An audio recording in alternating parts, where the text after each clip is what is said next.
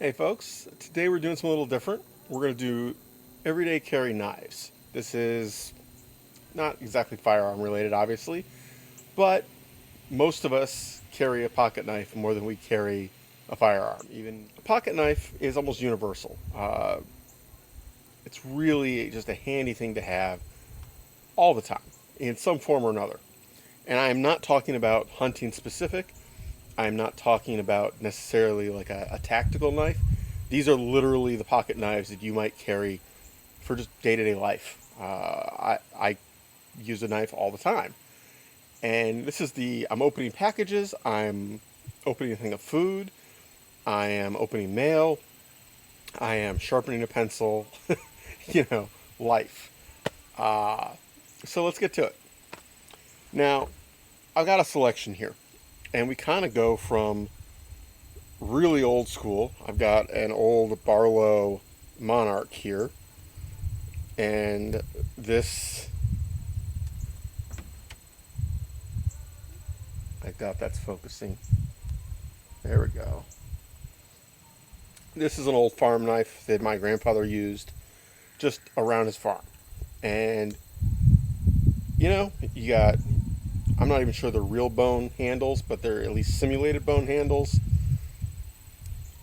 A general purpose blade, and a smaller general purpose blade, generally considered like a fingernail trimmer. These were very popular until relatively recently. They still sell a fair bit, mostly in the Midwest and down south.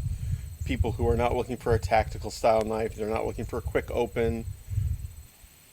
Keep in mind, old ones are much better made than most of the new ones for these, unless you get something handmade. This is older than I am, still works great, still locks up tight. It doesn't have a lock, but like the spring back holds pretty well.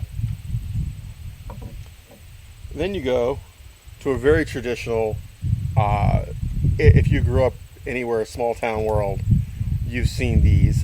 This one could really use some polish on the brass, but this is a buck. They were folding hunters. This one's a 112. The 1110 was also very popular. Again, farm knife. This one has been sharpened to the edge of its life. That blade was significantly further over at some point in its life. My grandfather was not shy about the grinding stone. But still, locks up tight. That isn't closing, that isn't wiggling. You push the lock, it closes. Now this is a hefty knife. I mean, you can see that. That is not thin, that is not light. But if you're looking for a working knife where you're not necessarily opening and closing it constantly, but you want something with a little more heft to it, these are excellent. The only downside of this is the size and weight.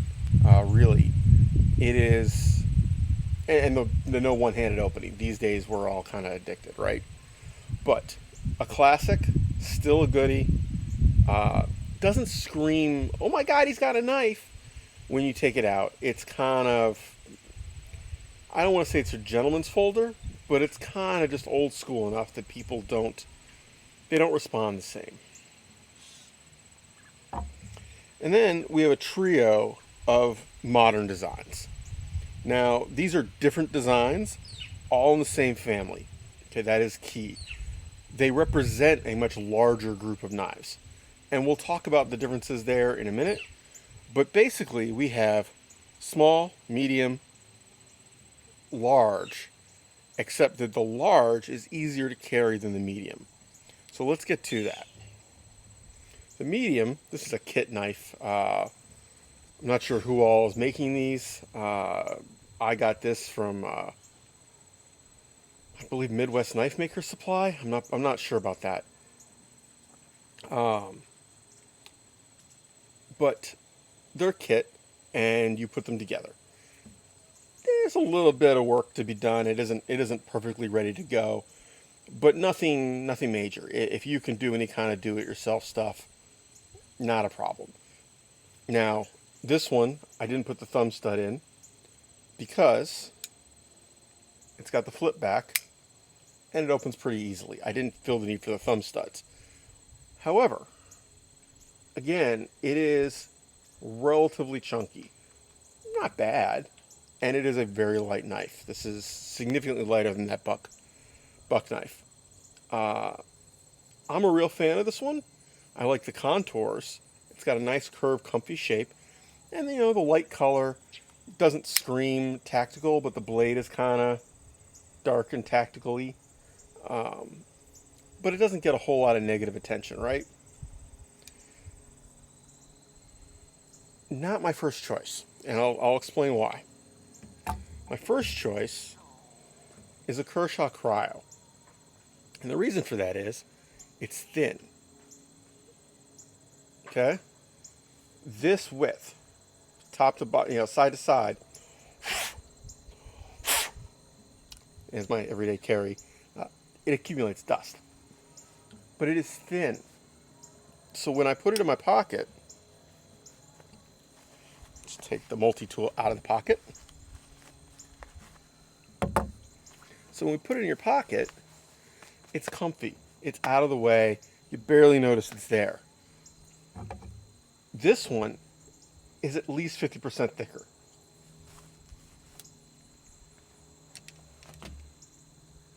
Okay? It's kind of hard to compare because this one's got a curve to it. But it is noticeably thicker. Now, not objectionably, it isn't huge, but this is thin and flat. There's no extra scales on either side. The actual handles are the frame. Now, some people like that, some people don't. Obviously, it makes it a little slippery on the sides. Not an issue for me. I'm not using this in any kind of rough environment. I'm pretty much using it like I described earlier. It opens boxes 90% of the time. This one, much more secure grip. This is G10, and it is open pore, kind of lightly sanded. So when you get it wet, it kind of actually gets grippy. This one, it's an assisted open, not a switchblade, not just a flipper. It is assisted open. But there's not a whole lot there to hang on to if you're really doing heavy work. I mean, you can see my pinky kind of falls off of it. But I've got a nice loop here for my fingers. I'm not going to slide forward onto the blade. And let's face it, most of what we're doing, perfectly adequate. Now, this represents a whole group of folders like this. You can spend as little as $20 for one of these, or you can spend hundreds on the equivalent handmade. Going up a size, here's where it gets weird. Now this is a much bigger blade, much fatter, not a whole lot longer. Okay. That's about a fair comparison there. So, not drastically longer, right? But, if we put those on top of each other, it's just a bigger leaf blade, right? Now, in this case, again, it's flat. It's not a whole lot thinner than this yellow one, tan one. But the flatter shape actually makes it more convenient to put in your pocket. Now, if the overall size was not bigger, this would actually be my EDC. It's got a lanyard loop at the back, which does not. Does, right here. Lanyard loops are really handy when you're out hiking. Just the ability to clip it onto a belt, clip it onto a backpack. It's hard to leave behind. It's hard to lose. It's hard to, you slide down a little bit of, trail. Oops, there goes your knife. And you don't even realize it's gone until 2 miles later. So this guy, again, not an assisted open. You gotta flip it for real. I put the thumb studs on. It takes a little momentum. Very comfy to carry. Again, it represents a whole category. There are probably 50 or 60 commercially made knives that are very similar. Taller, taller grind, bigger belly here. It's a nice easy cut. Now, what if you really want an easy cut, right? I mean, you're slicing a lot over and over and over and over. You're not looking for heavy duty. You're not looking for some super steel. It's a tool. It's a disposable tool, everyday use, constantly. There is absolutely nothing wrong with carrying, and I mean, this one's a Cobalt from Lowe's, but carrying a folding utility knife. Okay? You can get utility blades, disposable utility blades, in different shapes. You can get rounded ones, you can get straight ones, you can get blunt tip ones. You can get all sorts of them. Cheap. Think about this. You never have to sharpen it. You want a fresh, brand new edge? Couple cents, right? If all you're using it for is those everyday tasks, those general purpose everyday tasks, this is hard to beat. Completely disposable. If you go through, you forget you have it, and you're going through security at the airport, oh well, toss it in the trash can. So you don't have to deal with security. You get to the line, you're like, oops, trash. If you're going in to pay a parking ticket in City Hall, oops, no big deal. These are inexpensive, usually decently made. I mean, you can't buy the dirt cheap ones, but usually decently made. And you are not going to get a better thin edge than that. You're just not. Blade gets dull, put a new one in. Razor sharp. Compared to, okay, so you've got one of the new Super Steels. You got S35, CPM 135, or, sorry, not 135, CPM 35. And, oh yeah, it's great. Right until you have to sharpen it. So, don't ignore it. Don't ignore it as an option. Keep it in mind. Now, there are you guys who absolutely, and gals, want a fixed blade. My suggestion, if you do a fixed blade, keep it small and keep it pretty. You're less likely to get trouble from people who are anti-knife, law enforcement. I'm not going to use that derogatory term, but people who are prone to causing trouble for other people and want to see the manager. Get something cute. Get something that is attractive. In this case, this is a Jim Largent little. I mean, it's not even a field knife. It's basically like a little gentleman's fixed blade knife, right? I've got bone handles with fancy, I don't know if that's showing up on camera, with fancy pins. It has, let's see, I hope that shows up on camera. It has file work all the way from the blade all the way around, okay? A lanyard hole, I basically don't buy anything large, anything other than really cheap stuff at this point without a lanyard hole. I don't use it a lot, but when I want it there, I want it there. Basic leather sheath, nothing fancy.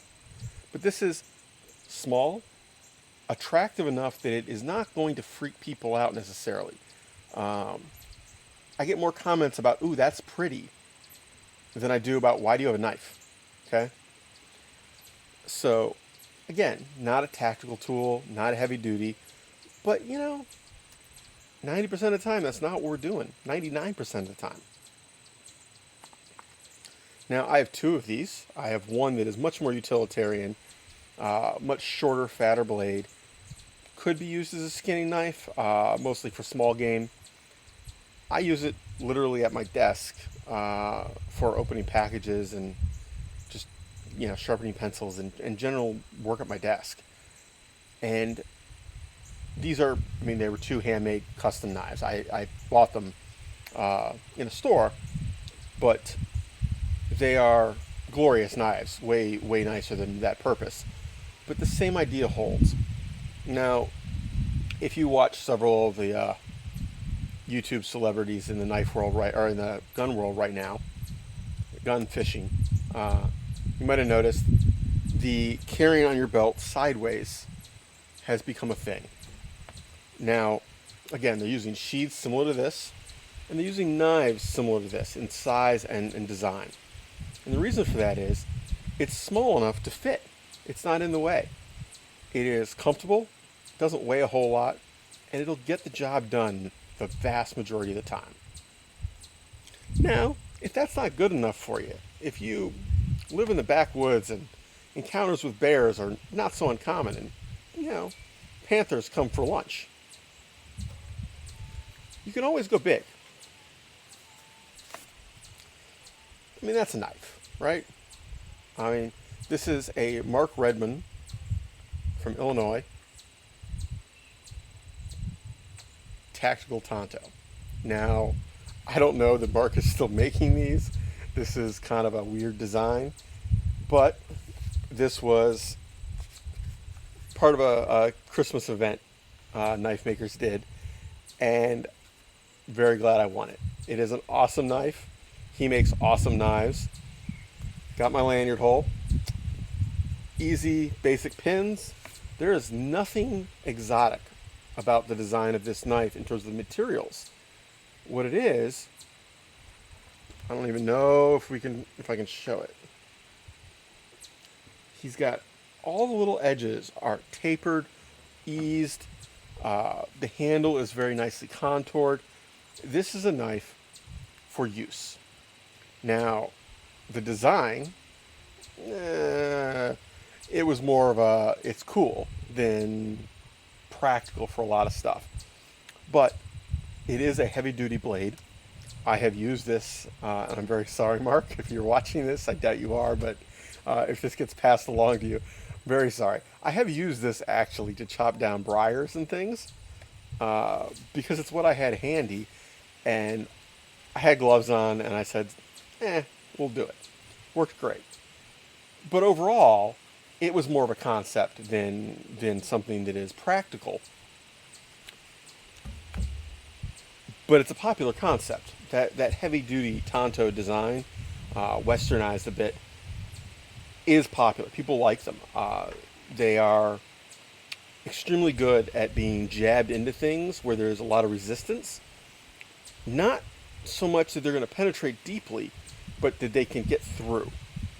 So if you're trying to chip out a little bit of wood or get through a little piece of metal, the tip on that is not particularly fragile. It isn't a narrow, pointy tip. Obviously, that one is not very practical as an EDC unless you live in the woods, but I love the knife, and I figured I would throw it in there as a little over the top. So, last item on the list. I've got a little, the cheapo Cabela's ones you see in the discount bins, right? A general purpose multi-tool is not a bad option, particularly if you get one where the blades are accessible from the outside, where you don't have to open it, because you're going to use the blade a lot. You're not necessarily going to use the pliers nearly as much, but if you've got to open it to get to the blades, that's a pain in the ass. Now, the problem with these is they're thick. They are thick blades. You got to decide. I'm a real fan of thin. This guy is my EDC. I have carried a cryo since they came out. I don't know, is that 10 years now? No, it's a little less, isn't it? It's like 8. I like them. I think they are great design. There's a whole family of knives similar to this. You make your choices. I like this one because it doesn't have anything on the handles. It's just the bare metal, so it's nice and thin. My suggestion is think about what you're actually doing with the knife. Don't just go out there and buy the cool one. Think about what you actually do with the knife. Think about, do you lose them? Do you break them? Are you concerned with what it looks like versus utility? Are you concerned with it being the cool one at the barbecue with your buddies? Because that's a different thing. That's a you might want something from one of the professional knife makers rather than a commercial product from a mass manufacturer, right? You might want a Pat Crawford Leopard or a Rick Hinderer design as opposed to the zero tolerance mass produced version, right? Up to you. I used to lose them more often than I do now, and went with these because I lost that leopard and said I'm not doing that again, and then haven't lost one since. So I've actually got my original cryo. This is not it. I actually broke the spring, and it was easier for me to just order another one than to fiddle around getting a replacement spring. So yeah, I mean, it's up to you. Take your pick, figure out your budget, but my advice is go thinner, go lighter, and go smaller than your first idea. I think most people carry too big, too heavy, and too bulky a knife. Big, thick, and heavy doesn't actually cut any better. It just survives abuse better. So, anyway, take care, have fun, stay safe, y'all. I'm going to enjoy the rest of this glorious day because it started off at about 30 degrees out here last night, and we're now at about the ideal temperature. Unfortunately, it's also the ideal temperature to cut all that grass. Say hi.